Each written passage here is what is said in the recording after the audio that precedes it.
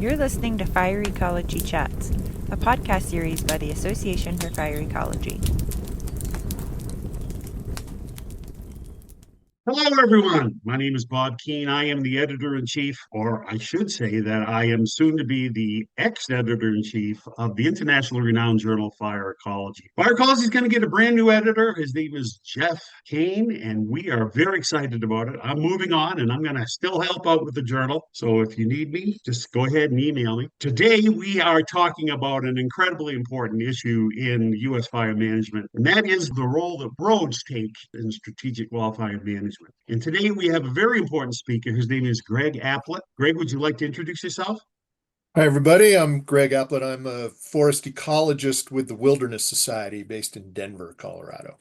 Well, welcome, Greg, and I really appreciate you coming. And we're going to talk about the paper, Three-Decade Record of Contiguous-U.S. National Forest Wildfires Indicates Increased Density of Ignitions Near Roads. That is a very intriguing title, Greg. Can you tell us a little about the background of the paper and a little about the paper itself, please?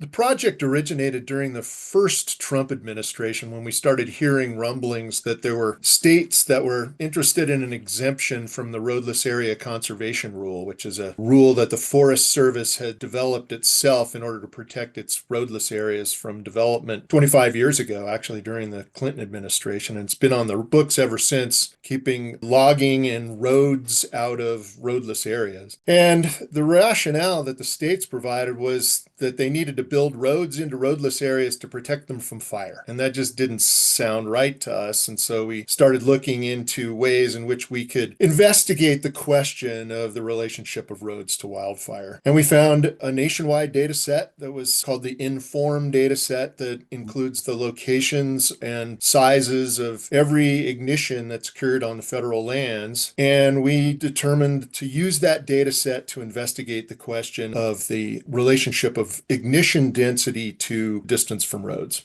It's a very, very important topic, and I know a lot has been written in the last 5 years. And with that title, I bet people are giddy to find out what the possible findings are. Can you give us a sneak peek at those, Greg?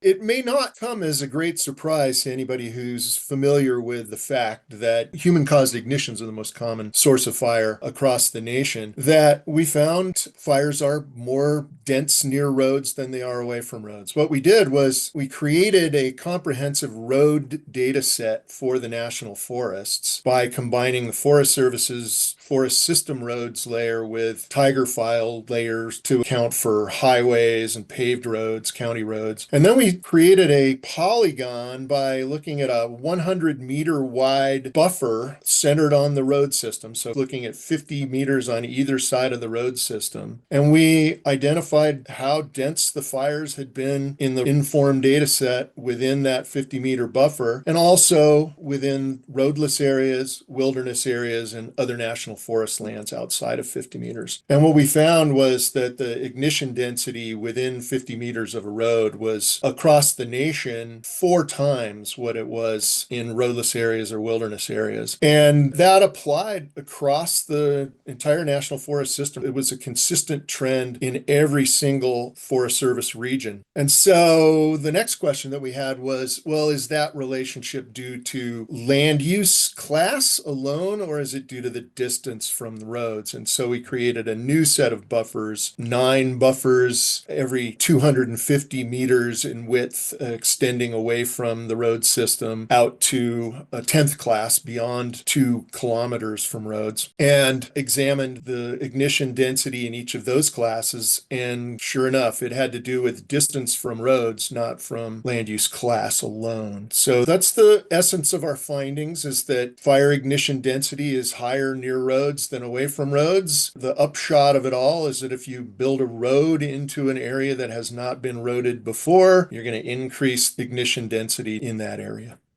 Yeah, and this, of course, has huge management implications. You want to give a stab at some of the findings of your study you would implicate? Well, I think the number one is the most obvious. That is, if you build a road into an area that has not been roaded before, you are going to increase the incidence of ignition in that area. And so, if you're interested in trying to control especially human-caused ignitions, you want to think twice before building a road into a roadless area. As I mentioned earlier, the impetus for the research was the claim that we needed to build more roads into roadless areas in order to address the fire threat. What our findings show is that you're likely to increase the fire threat rather than reduce it by building a road. Got to say that wilderness is a very important part of your paper, wilderness and roadless areas. Are there policy impacts that would possibly influence your study findings or control your study findings? I mentioned that the project began during the first Trump administration as a result of moves by some states to get out from under the roadless area conservation rule. But since the second Trump administration's taken place, the administration's announced its intent to actually rescind the entire rule and eliminate all existing protections from roadless areas across the national forest system. We think that the findings of our report suggest that the whole logic that the administration is using, that is one of fire protection, applies faulty logic to justify policy change that they probably want for other reasons. And that is, I think, the take home message from your paper. I hope people read it and understand it. The second half of your paper deals with this whole idea of how this findings can be used in strategic fire management. You want to give us a thumbnail sketch of what you mean by that?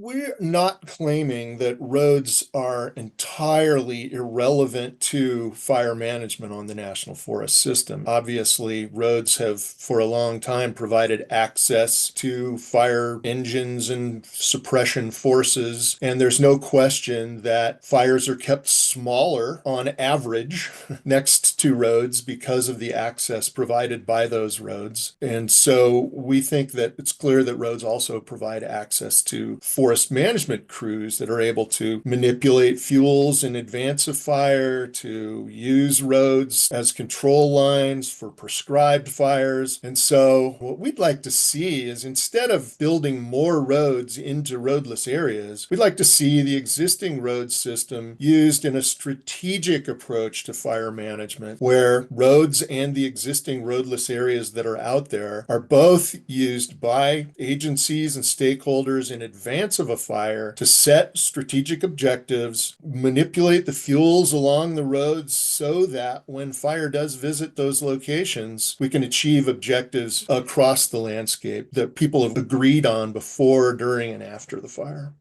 Well, I want to thank you, Greg, for coming on and telling us about this really important paper. Are there any co-authors or funding agencies you'd like to recognize at this time? Yeah, I'd like to recognize my two co-authors, Phil Hartger, who's a GIS analyst in our Denver office, and Matt Dietz, who's an ecologist in Portland, Maine. He's been with us for a long time. I will say we don't have a specific funding source, but our donors at the Wilderness Society have been super important to our success over the years. The funding for this project came out of general Wilderness Society funds. We don't know the source of those funds, but we're grateful to the donors of the Wilderness Society for their support. Well, thank you, Greg, again for being on Fire Ecology Chats, and thank you for giving us this wonderful paper. If anybody is interested in this paper, and I don't know how you could not be interested, guess what? It's available for free. Yeah, you can go down to our journal and download it for free, because Greg and the Wilderness Society have already paid the freight for you guys, because we are an open source journal. So please, if this paper interested you, please download it from our website, and don't forget to join us through the next Fire Ecology Chats. Thank you for listening to Fire Ecology Chats, a podcast series by the Association for Fire Ecology. If you enjoyed this episode, subscribe to our show and leave us a review. To learn more about fire ecology and support our future work by becoming a member, visit fireecology.org. FIREECOLOGY.org.